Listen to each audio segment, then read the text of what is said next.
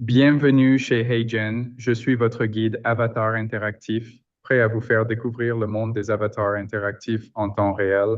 Qu'aimeriez-vous savoir en premier?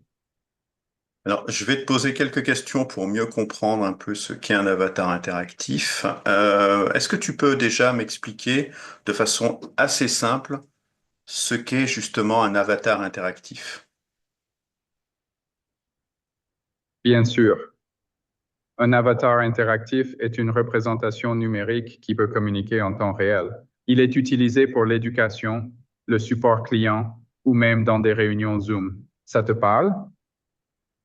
Écoute, c'est très intéressant. Est-ce que l'avatar interactif a des instructions particulières, par exemple, pour intervenir dans un domaine très particulier comme l'éducation ou la santé?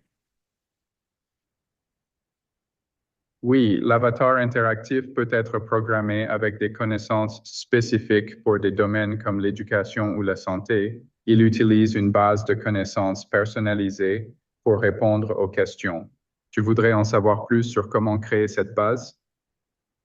Parle-moi un petit peu de la création de cette base et en particulier, est-ce que c'est simple? Est-ce que toutes les entreprises de toutes les tailles peuvent aujourd'hui travailler à fabriquer un avatar interactif? Créer une base de connaissances est assez simple. Les entreprises de toute taille peuvent créer des avatars interactifs. Il suffit d'entrer des informations et des liens utiles. Ça t'intéresse de savoir comment démarrer? J'aimerais que tu m'expliques plutôt s'il y a des domaines particuliers, des secteurs où l'utilisation de l'avatar interactif te semble vraiment pertinent. L'avatar interactif brille dans des secteurs comme l'éducation, le support client, la création de contenu et même la formation médicale. C'est super polyvalent. As-tu un domaine en tête qui t'intéresse? Alors, tous les domaines sont intéressants, mais j'aimerais aussi que tu reformules ta réponse en m'expliquant s'il y a des domaines où aujourd'hui l'utilisation des avatars interactifs peut poser problème ou alors est beaucoup plus compliquée que dans des domaines comme l'éducation, selon toi, bien sûr. Certainement. Dans des domaines comme la santé, des défis existent, notamment la confidentialité des données et la précision des informations. L'éducation reste plus accessible pour l'utilisation d'avatars interactifs. Tu veux explorer un domaine spécifique davantage? Tu peux, par exemple, me dire un petit peu plus de choses sur l'éducation.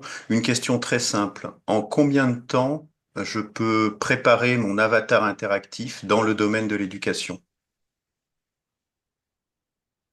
Pour l'éducation, la création d'un avatar interactif prend généralement entre 2 à 7 jours, selon le type d'utilisateur. C'est assez rapide.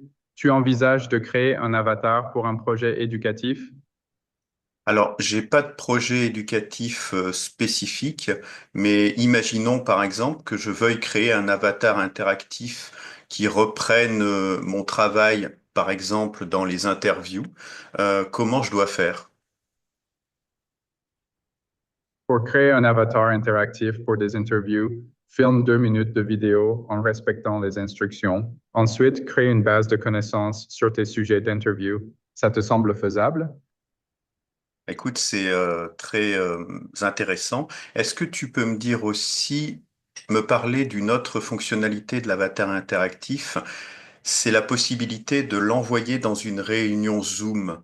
Quelle est l'utilité de cette fonction?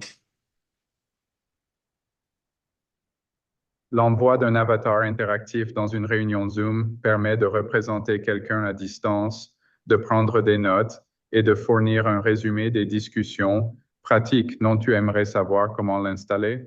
Oui, explique-moi comment je peux facilement installer ce type d'avatar interactif que je pourrais envoyer dans les réunions Zoom.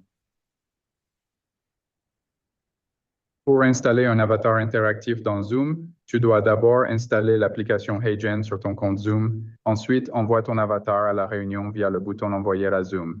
Prêt à essayer? Alors, est-ce que je peux lui donner des instructions spécifiques pour le préparer à cette réunion, lui dire par exemple que son rôle sera de prendre des notes de la réunion?